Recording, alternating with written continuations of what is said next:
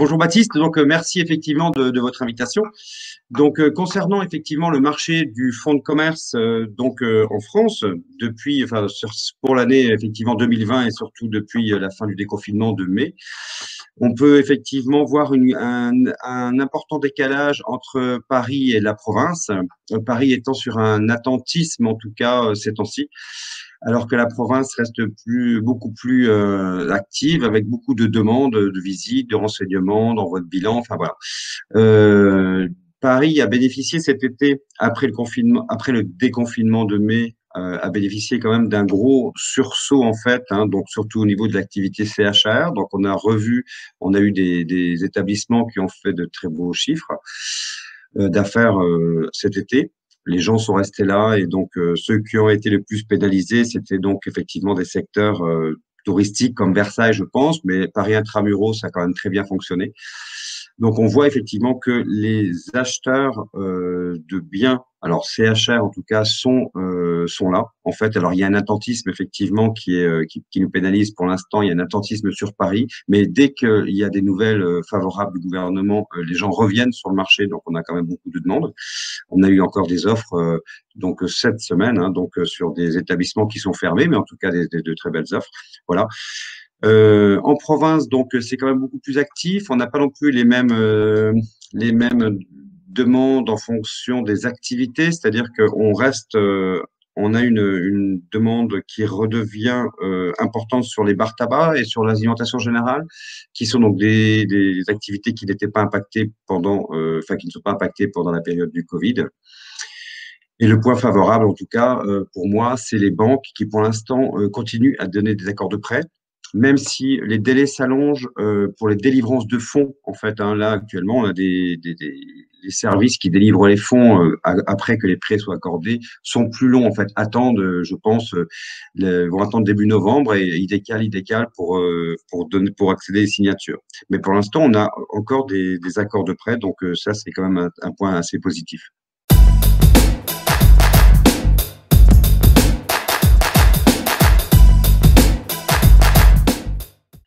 Donc oui, la différence que l'on constate entre Paris et la province, en fait, c'est alors donc déjà le ticket d'entrée n'est pas le même, puisqu'à Paris effectivement on constatera des acquisitions qui sont pas du même montant, et puis en province on a énormément de demandes de gens qui étaient salariés, qui viennent d'être licenciés de leur établissement, enfin de leur entreprise, et qui partent avec des primes de licenciement et qui achètent des commerces. C'est vraiment une tendance de fond que l'on constate en province et qui m'a été confirmée d'ailleurs par les gros services de courtier avec lesquels on travaille. Et il y a des clients qui les appellent en disant voilà, on vient d'être licencié avec 70 000, 100 000, et qu'est-ce qu'on peut acheter avec ça pour pouvoir continuer jusqu'à la retraite, par exemple, ce sont des gens qui sont licenciés à 50, 55 ans, avec des prix de licenciement, et donc qui se mettent à leur compte et achètent des commerces. Donc, on a cette tendance-là sur des tabacs presse, beaucoup. On a vendu beaucoup de tabac presse ces derniers temps, alors que c'était un secteur qui était assez peu actif depuis un an. Et donc, c'est assez étonnant. Voilà. Et donc, en province, il y a ça. En fait, il y a je ne sais pas comment vont se replacer les gens qui sont licenciés, alors que Paris, en fait, les gens sont beaucoup, souvent des plus grosses entreprises, et donc les gens sont replacés. Donc, on a affaire à un milieu plus professionnel. En fait, en province, on a beaucoup de gens qui vont s'installer à leur compte. Voilà. Et puis la grosse période, le gros secteur qui est à cette heure-ci actif, ça va être, c'est Toulouse. On a une grosse demande sur Toulouse, même depuis une semaine, ou là, depuis le deuxième confinement, on a une importante demande sur Montpellier et Toulouse, qui avait été confirmée par les pics de consultation d'ailleurs de grands annonceurs qui sont partenaires avec nous, et les pics d'audience en fait se font sur ces régions. Donc c'est assez étonnant, tout ce qui est Montpellier, Toulouse et on a un peu aussi le secteur de Nantes. Voilà.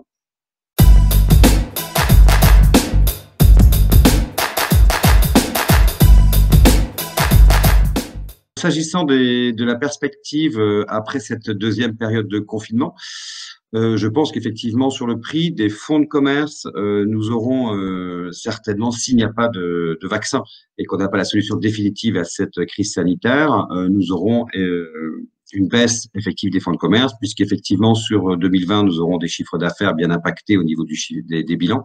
Et surtout, les banques vont demander des prévisionnels avec Covid.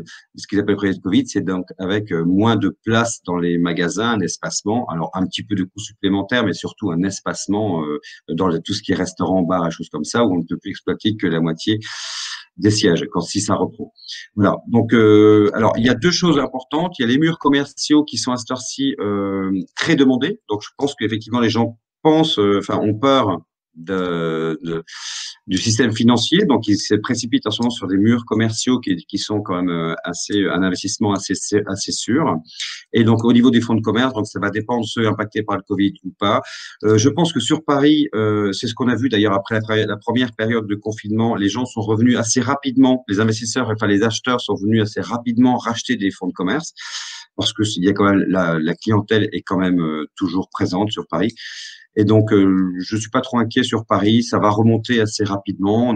On a quand même eu des demandes à la sortie du premier confinement, donc je pense que ça restera stable.